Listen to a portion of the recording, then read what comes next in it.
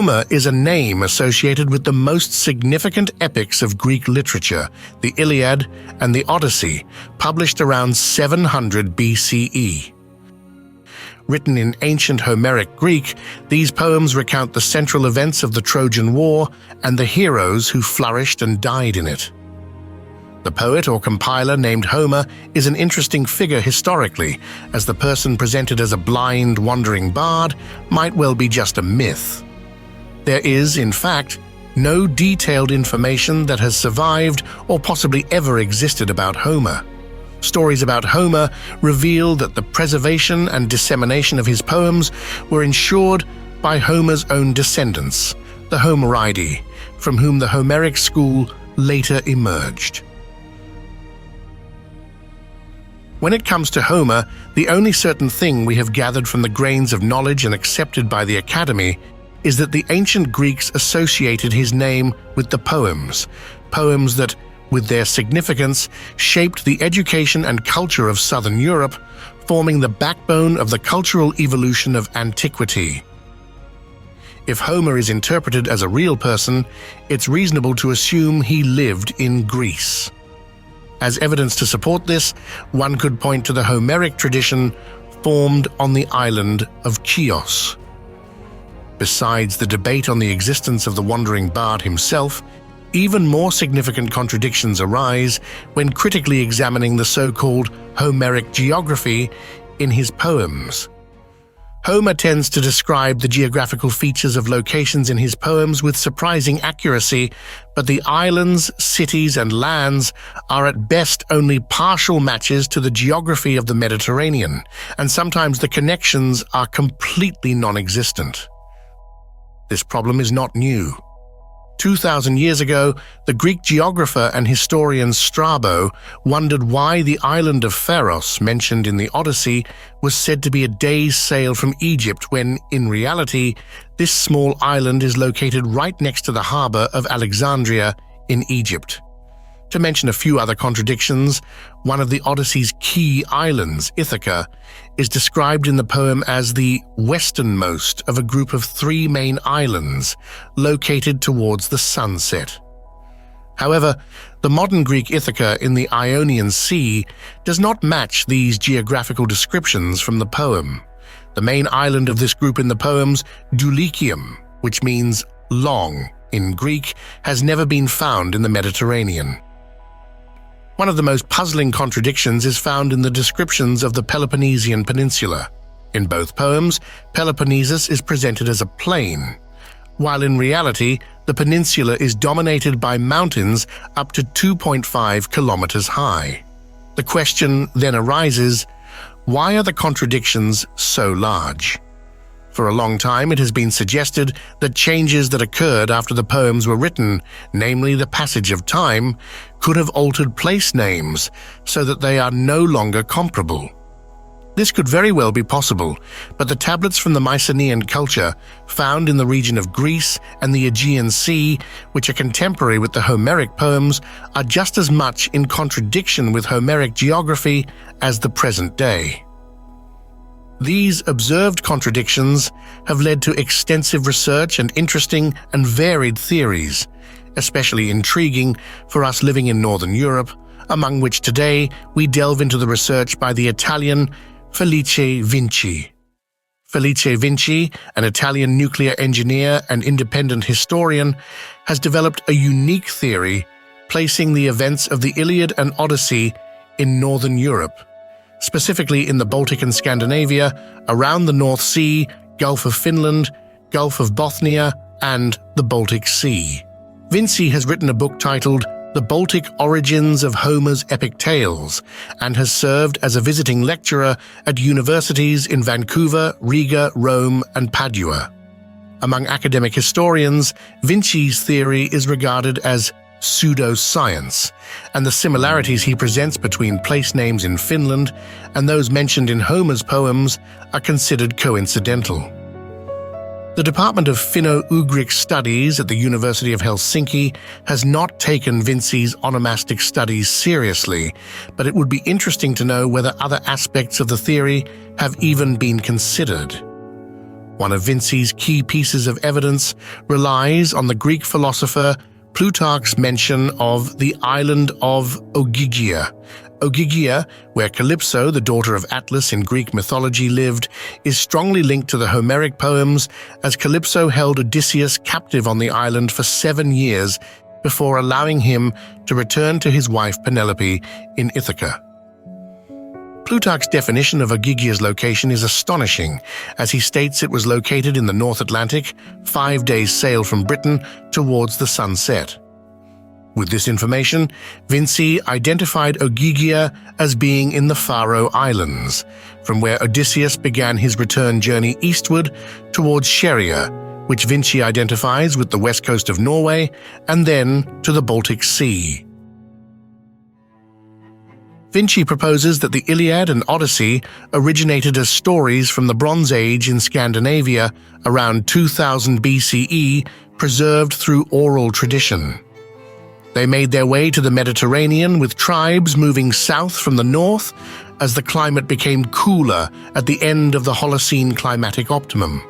These tribes, according to Vinci, could have been the founders of the Mycenaean culture in the Aegean Sea and recreated their northern world in the south, transferring geographical names and stories of conflicts through oral tradition. Is there any evidence for this?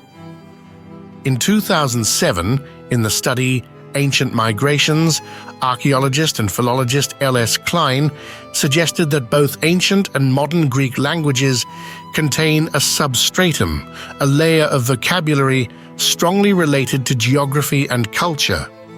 L.S. Klein proposed this vocabulary originated from a non-Greek language. Could it be possible that Finno-Ugric languages form the basis of this vocabulary? If we consider geographical terms, is it a coincidence that Olympus, the name of Greece's highest mountain, resembles the Finnish word ylempi, meaning upper, which can be seen as a clear geographical description? Or that the Hellenic kingdom of Macedonia, very mountainous in its geography, resembles the Estonian word Magedene, or the Finnish word Mekinen, both describing mountainous geography? Hence, is it also a coincidence that there are still places in Finland that correspond to locations mentioned in the Homeric poems? Evaluating the origin of Finnish place names is challenging, since records only go back about 1,000 years, so we really do not know how deep the roots of these names go. However, if we examine the ancient shorelines of the Litorina Sea to the west of Helsinki, we encounter intriguing nominal coincidences. Place names match allies of ancient Troy, such as Askainen, corresponding to ancient Ascanius, Reso to Rhesus, Karja to Karja, Nasti to Nastes, a leader of the Carians, Lyökki to Lycia, Tenala to Tenedos, Kiila to Chilla, Kiikoinen to the Ciconians. We also find King Tantalus, who ruled an area next to Troy and was buried on Mount Sipylus, in the names Tantala and Sipilä, and then there's Toya, resembling Troy.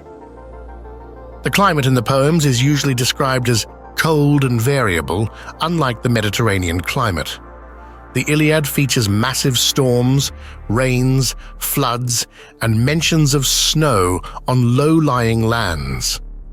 Fog is a common concept in Troy, Scheria, Ithaca, and the land of the Cyclopes, which, according to a 1,000-year-old map by Adam of Bremen, was located in northern Norway. It's also remarkable that, for example, the Iliad has only a few mentions of the sun and its heat, and the Odyssey none at all when discussing the main islands of the poem.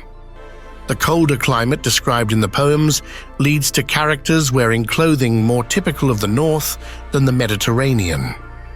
Thick cloaks and tunics mentioned in several passages are identical to those found in Danish Bronze Age graves.